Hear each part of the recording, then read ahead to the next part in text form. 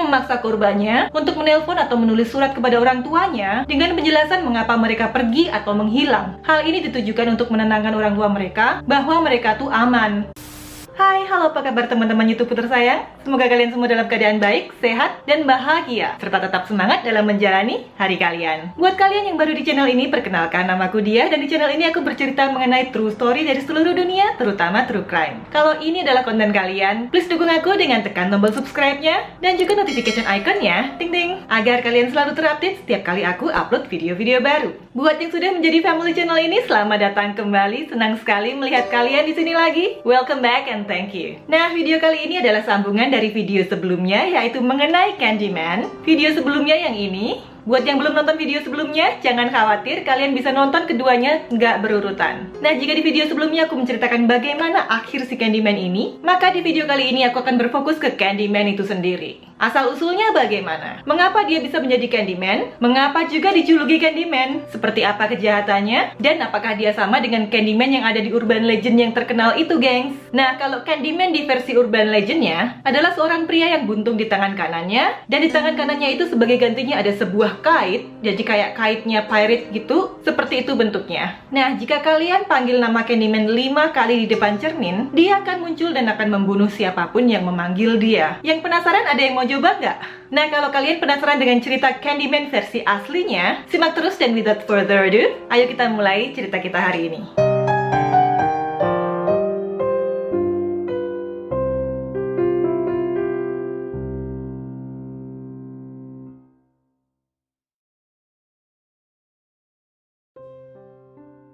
Dean Arnold Cole lahir pada tanggal 24 Desember 1939 di Fort Wayne, Indiana. Dia adalah anak pertama dari pasangan suami istri Arnold Edwin Cole dan Mary Emma Robinson. Ayah Dean ini dikenal sangat keras kepada anak-anaknya, sementara ibunya sangat protektif. Dean memiliki satu orang saudara, yaitu seorang adik laki-laki, gengs. Nah, pernikahan orang tua Dean tidaklah mulus. Mereka sering sekali bertengkar, hingga akhirnya mereka memutuskan untuk bercerai di tahun 1946, gengs. Ini hanyalah 4 tahun setelah adik Dean yang bernama Stanley Wayne Cole lahir. Nah, setelah bercerai ini, gengs, ibunda Dean menjual rumah mereka dan mereka pun kemudian tinggal di sebuah trailer home, semacam karavan gitu, di Memphis, Tennessee. Biasanya keluarga yang tidak begitu mampulah yang tinggal di trailer home seperti ini, gengs. Nah, ayah Dean ini kemudian masuk ke US Air Force atau Angkatan Udara Amerika Serikat agar dia bisa tetap berkontak dengan anak-anaknya ini, gengs. Dean sendiri adalah seorang anak yang pemalu dan cenderung serius, gengs. Dia jarang bersosialisasi dengan anak-anak lainnya, namun di saat yang sama, dia juga menunjukkan perhatian yang tinggi terhadap kesejahteraan orang lain. Nah, orang tua Dean kemudian mencoba rujuk pada tahun 1950 dan kemudian keluarga itu pindah ke Pasadena di Texas. Namun hal ini tidak bertahan lama, gengs. Dan di tahun 1953 mereka kembali bercerai. Nah, ibunda Dean lagi-lagi memperoleh hak asuh terhadap Dean dan adiknya ini, gengs. Namun kali ini cerainya baik-baik dan kedua anak tersebut, Dean dan adiknya ini, tetap bisa berkontak dengan ayahnya. Menyusul perceraian yang kedua tersebut, ibunda Dean tak lama kemudian menikah dengan seorang salesman yang menjual jam bernama Jake West. Mereka pun tak lama pindah ke sebuah kota kecil yang bernama Vidor, dan tak lama kemudian pada tahun 1955, Dean memiliki adik perempuan yang diberi nama Joyce West. Nah, atas saran seorang salesman penjual kacang pecan, ibu Dean dan ayah tirinya kemudian membuka sebuah perusahaan permen yang diberi nama Pecan Prince. Awalnya usaha ini beroperasi dari garasi rumah mereka, gengs. Nah, dari awal dibukanya usaha keluarga ini, Dean bekerja siang dan malam membantu usaha keluarga tersebut, gengs, sambil masih bersekolah. Wow, rajin banget ya. Dan anak yang baik pula membantu orang tuanya seperti itu. Dia dan adiknya si Stanley ini diberikan tanggung jawab untuk menjalankan mesin membuat permen dan mengepak produk. Nah, sementara ayah tirinya menjual produk-produk permen tersebut sebagai salesman keliling. Pada tahun 1954 hingga tahun 1958, Dean bersekolah di Vidor High School, di mana dia adalah seorang murid yang patuh atau taat dan nilainya juga memuaskan, gengs. Dean ini masih suka menyendiri, walaupun beberapa kali dia pernah mengencani teman perempuannya. Wajar sih, si Dean ini kelihatan lumayan ganteng pas dia muda. Nah, Dean ini lulus dari sekolah tersebut pada musim panas 1958. Tak lama kemudian keluarganya pindah ke sebelah utara kota Houston. Houston agar usaha permen keluarganya tersebut bisa lebih dekat dengan tempat pemasaran utama produk mereka, yaitu di Houston, gengs. Keluarga tersebut kemudian membuka toko permen yang mereka namakan Pecan Prince sesuai dengan merek produk mereka. Di tahun 1960, atas permintaan ibunya, Dean pindah ke Indiana untuk tinggal bersama neneknya. Dean kemudian berteman dengan seorang gadis yang kemudian suka kepada Dean, gengs. Nah, si gadis ini melamar Dean pada tahun 1962, namun lamaran ini ditolak oleh Dean. Rasanya gimana ya ditolak lamarannya sama cowok tuh? Di friend zone. Dan iya, gengs, di luar negeri itu walaupun secara tradisional cowok yang melamar cewek, tapi di beberapa kasus ada juga cewek yang melamar cowok. Nah, Dean ini tinggal di Indiana selama hampir 2 tahun. Dia kemudian kembali ke Houston pada tahun 1962 untuk meneruskan usaha permen keluarganya. Nah, saat itu dia telah pindah ke area Houston Heights. Buat yang nonton video aku sebelumnya, kalian akan tahu kalau Houston Heights itu tempat yang lumayan keras dan warganya bukanlah orang-orang yang berada. Ibunda Dean ini kemudian menceraikan ayah tirinya di tahun 1963, dan kemudian dia membuka bisnis permen yang baru yang dinamakan Coral Candy Company. Dean ditunjuk sebagai wakil presiden perusahaan tersebut, sedangkan adiknya Stanley sebagai sekretaris dan bendaharanya. Dean kemudian tinggal di apartemen di atas toko milik keluarganya tersebut. Nah, di saat ini Dean ini mulai menunjukkan penyimpangan orientasi seksualnya, gengs. Nah, ada nih salah satu remaja pegawai Coral Candy Company yang mengajukan keluhan ke ibunda Coral ini, bilang bahwa Dean ini telah mendekatinya secara seksual, gengs. Namun ibunda Dean malah memecat remaja laki-laki ini. Tak lama kemudian Dean ini dipanggil untuk masuk ke dalam Angkatan Darat Amerika Serikat atau US Army pada tanggal 10 Agustus tahun 1964. Dia dilatih sebagai ahli reparasi radio dan ditugaskan secara permanen di Fort Hood, Texas. Penugasannya di Angkatan Darat ini relatif mulus, namun dilaporkan bahwa Dean ini membenci penugasan tersebut, gengs. Ini kelihatan ketika tidak lama dia meminta untuk dibebas tugaskan dengan alasan dia dibutuhkan di usaha keluarganya. Permintaan itu dikabulkan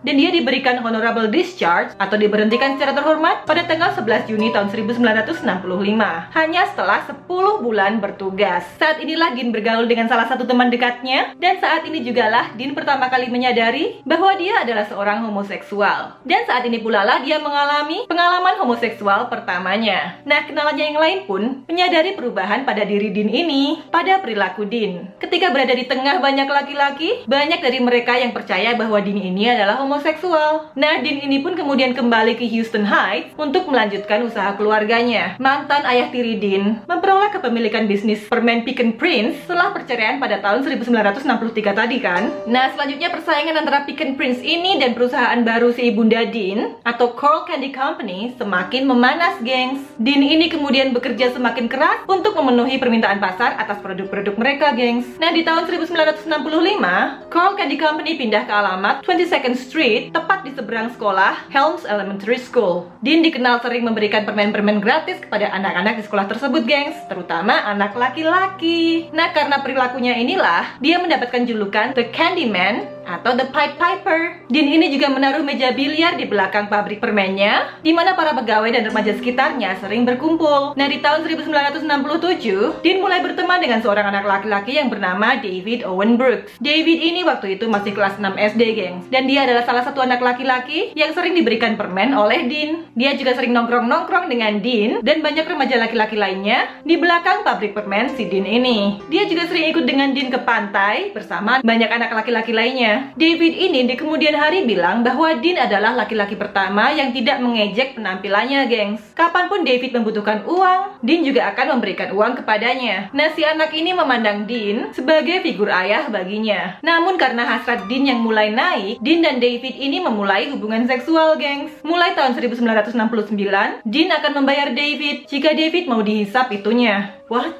Oh my god, umur berapa coba waktu itu si David? Gila sih ini. Nah, kemana juga orang tua David ini? Kok bisa sih biarin aja? Orang tua David ternyata telah bercerai, gengs. Ayahnya tinggal di Houston dan ibunya pindah ke Beaumont, 140 km jauhnya dari Houston. Pada tahun 1970, ketika berumur 15 tahun, David drop out dari sekolahnya di Waltrip High School dan dia kemudian tinggal dengan ibunya di Beaumont. Tapi tiap kali dia mengunjungi ayahnya di Houston, dia akan mengunjungi Dean juga. Dean ini membiarkan David tinggal di apartemennya setiap kali dia datang ke Houston, kapanpun dia mau, kapanpun si David ini mau, gengs. Tapi di tahun itu juga, David memutuskan untuk kembali lagi ke Houston. Dan dia kemudian menganggap rumah Dean ini sebagai rumah keduanya, gengs. Nah, sementara itu di tahun 1968, usaha permen keluarga Dean ini tutup. Ibunda Dean bersama adik perempuannya, Joyce West tadi, kemudian pindah ke Colorado. Dean kemudian bekerja sebagai tukang listrik di perusahaan Houston Lighting and Power Company. Mungkin PLN-nya Houston gitulah ya. Dan setelah mulai berhubungan dengan David tadi, hasrat Dean mulai nggak terkontrol, gengs. Pada tanggal 25 September 1970, seorang remaja berusia 18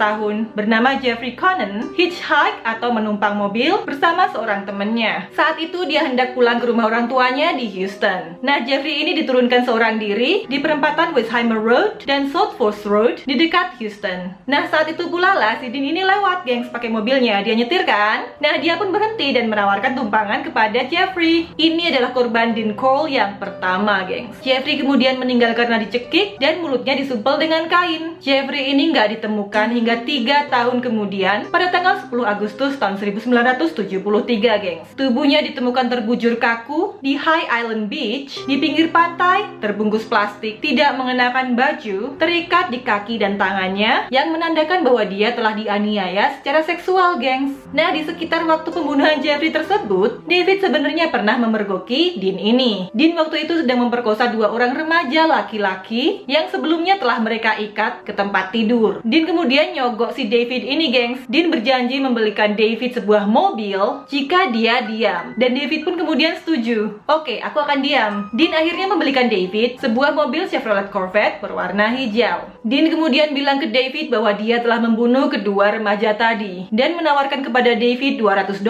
setiap kali dia bisa membawa mangsa selanjutnya ke apartemen Dean ini, gengs. Nah, di antara tahun 1970 hingga tahun 1973, Dean atau si Candyman kita ini diketahui telah membunuh paling tidak 28 orang, gengs. Kesemua korbannya ini adalah laki-laki berusia antara 13 sampai 20 tahun, gengs. Ada yang 13 tahun juga, ya ampun. Nah, kebanyakan korbannya ini diculik dari area Houston Heights yang merupakan daerah miskin di Houston tadi, sebagaimana aku bilang sebelumnya, gengs. Pada tanggal 13 Desember tahun 1970, David mengundang 2 orang remaja berusia 14 tahun bernama James Glass dan Danny Yates ke apartemen Dean di Yorktown, Houston. James Glass ini adalah kenalan David yang sebelumnya pernah datang juga ke rumah Dean ini, gengs. Namun kali ini si James ini dan temannya tadi, si Danny, diikat ke kedua sisi papan siksaan milik si Dean ini, gengs. Sebelum akhirnya mereka diperkosa, dicekik, dan kemudian tubuhnya dikuburkan di gudang kapal sewaan Dean. Gudang kapal ini disewa tidak lama sebelum peristiwa ini terjadi, yaitu pada tanggal 17 November 1970, gengs. Bikin kalian penasaran nggak sih disewa untuk tujuan apa? Jadi pemakaman ya? Sebuah kabel listrik dengan capitan juga ditemukan di sebelah tubuh Danny. Kemudian 6 minggu setelah pembunuhan tersebut, pada tanggal 30 Januari 1971, David dan Dean bertemu dengan kakak beradik yang masih remaja bernama Donald dan Jerry Waldrop yang tengah berjalan pulang. Kedua remaja tersebut diiming-imingi untuk masuk ke dalam mobil fancy Dean dan kemudian dibawa ke apartemen sewaan Dean di Mangan Road, di mana mereka kemudian diperkosa, disiksa, dan dicekik hingga meninggal, gengs. Mereka juga kemudian dikuburkan di gudang kapal tersebut. Di antara bulan Maret dan Mei tahun 1971, Dean menculik dan membunuh 3 korban lagi. Semuanya di area Houston Heights dan semuanya juga dikuburkan di belakang gudang kapal tadi, gengs. David membantu ketiga penculikan tadi. Orang tua para korban tentunya nggak tahu apa aja yang terjadi ke anak-anak ini, gengs. Dan karena anak mereka menghilang, tentu saja mereka panik dan mencari anak-anak mereka tersebut, mengerahkan semua bantuan. Nah, salah satu remaja yang membantu mengedarkan poster-poster anak hilang adalah Elmer Wayne Henley, yang sering dipanggil Wayne, seorang remaja berusia 15 tahun.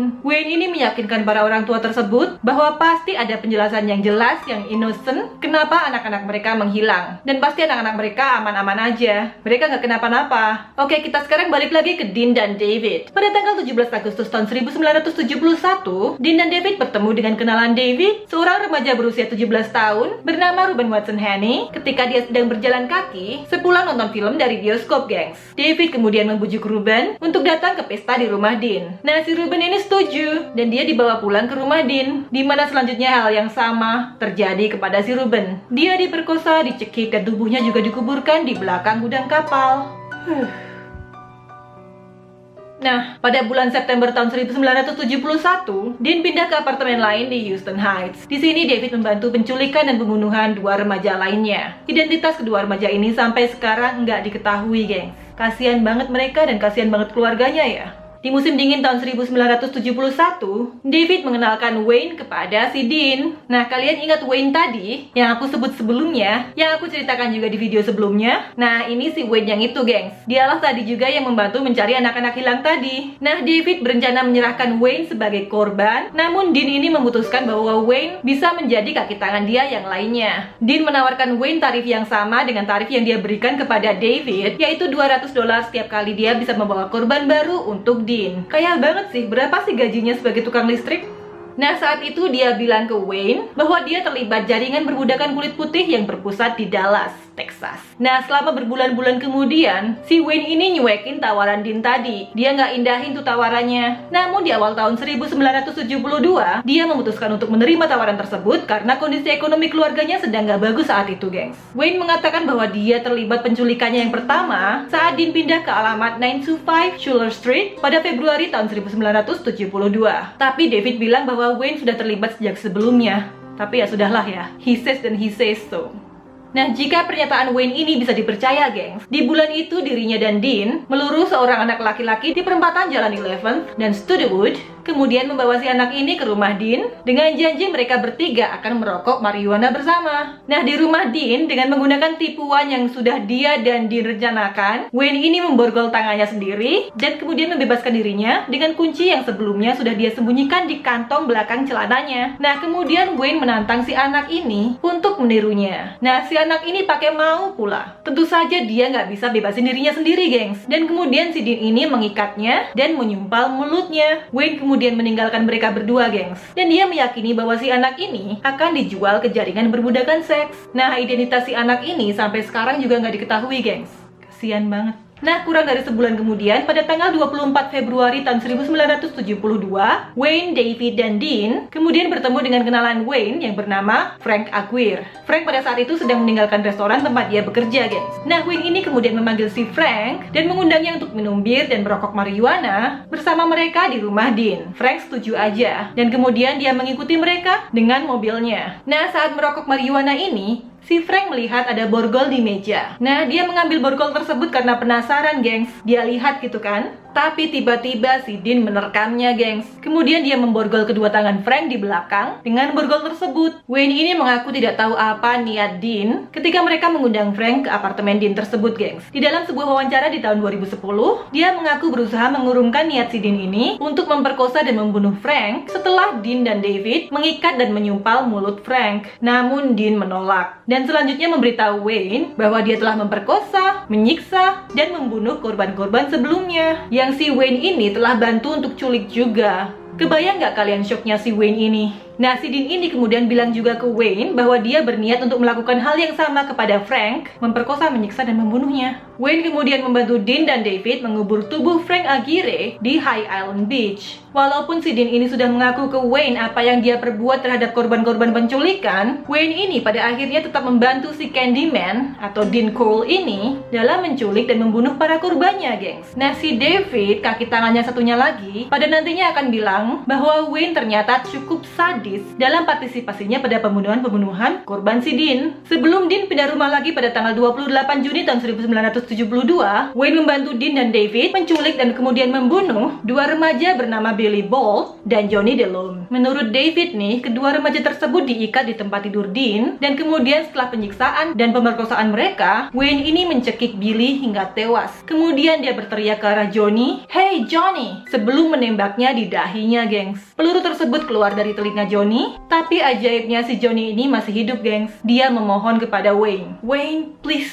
don't. Wayne, please jangan." Tapi Wayne kemudian mencekiknya hingga tewas, gengs. Kedua remaja tersebut juga dikuburkan di High Island Beach. Dean, David, dan Wayne terus melakukan kejahatan tersebut berulang kali. Lagi dan lagi. Hanya satu korban Dean yang selamat, yaitu Billy Ridinger. Nah, ketiga orang tersebut mengundang si Billy yang saat itu berusia 19 tahun ke rumah Dean. Nah, Billy ini sempat diikat ke papan siksaan dan kemudian disiksa serta dianiaya oleh Dean. Nah, David kemudian membujuk Dean untuk melepas si Billy ini. Nah, ajaibnya Dean ini mendengarkan David dan Billy pun kemudian dilepas, gengs. David sempat mengaku berselisih dengan Wayne dan pada suatu saat Wayne sempat memukulnya hingga dia pingsan, gengs. Wayne kemudian mengikatnya dan menganiayanya sebelum akhirnya melepasnya kembali, gengs. Nah, anehnya mereka tuh masih bekerja sama dan membantu Dean setelah ini terjadi. Kalau aku jadi David ya.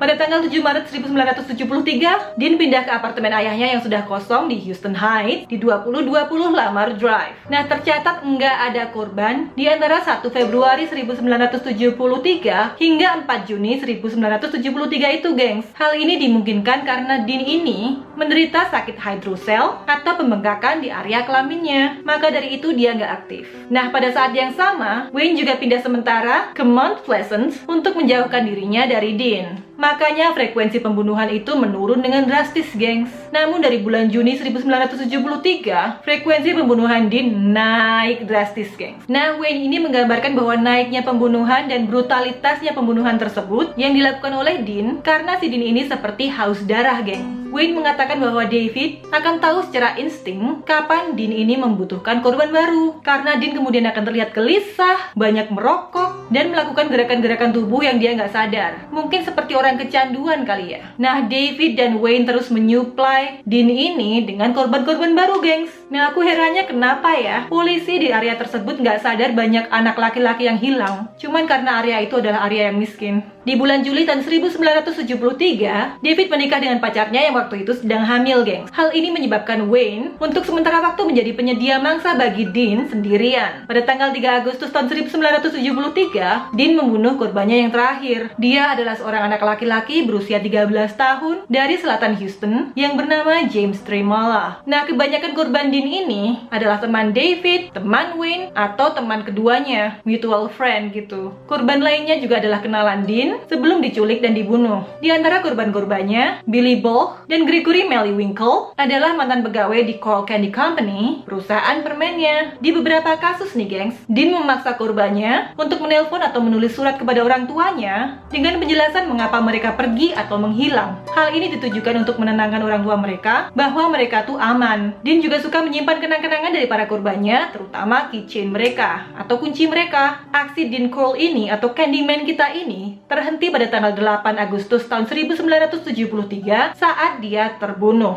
Kalau kalian ingin tahu bagaimana detailnya dia bisa terbunuh, silakan kalian lihat video sebelumnya. Aku ceritakan di situ secara detail. Nah, sepanjang aksinya selama 3 tahunan tersebut, gengs, dari tahun 1970 hingga tahun 1973, Dean Corll atau si Candyman ini paling tidak telah menculik, menganiaya, memperkosa, menyiksa, dan membunuh lebih dari 28 korban di Texas. Rangkaian kejahatannya tadi baru ketahuan setelah dia terbunuh tadi, gengs. Berawal dari pengakuan kaki tangannya. Coba kalau dia tetap hidup, berapa orang lagi yang akan menjadi korban-korban dia berikutnya, gengs? Sampai dia ketahuan atau sampai dia meninggal. Dean Corll atau si Candyman kita ini enggak pernah diadili atas kejahatannya tadi, gengs. Hadeh, gila ya. Sampai akhir hidupnya pun dia nggak mempertanggungjawabkan perbuatannya, gengs. Kok buat aku rasanya dia bisa lolos dengan mudah gitu ya? Tapi kalau melihat cara dia meninggal, mungkin hal ini sepadan ya. But anyway, bagaimana menurut kalian cerita kita hari ini, teman-teman? Apakah sama seramnya dengan Candyman yang ada di Urban Legend? Atau nggak gitu seram? Atau malah lebih seram? Kalau menurutku sih ini malah lebih seram ya. Ini seperti serigala berbulu domba gitu loh. Nggak kelihatan jahatnya, ternyata super evil gitu. Nah, semoga kalian enjoy cerita hari ini sebagaimana aku enjoy riset dan bikin cerita ini. Sementara kalian menunggu video-video berikutnya, semoga kalian tetap berbahagia, tetap semangat dalam menjalani hari-hari kalian, tetap respectful dan selalu baik terhadap sesama, dan aku akan ketemu dengan kalian lagi di video berikutnya. See you!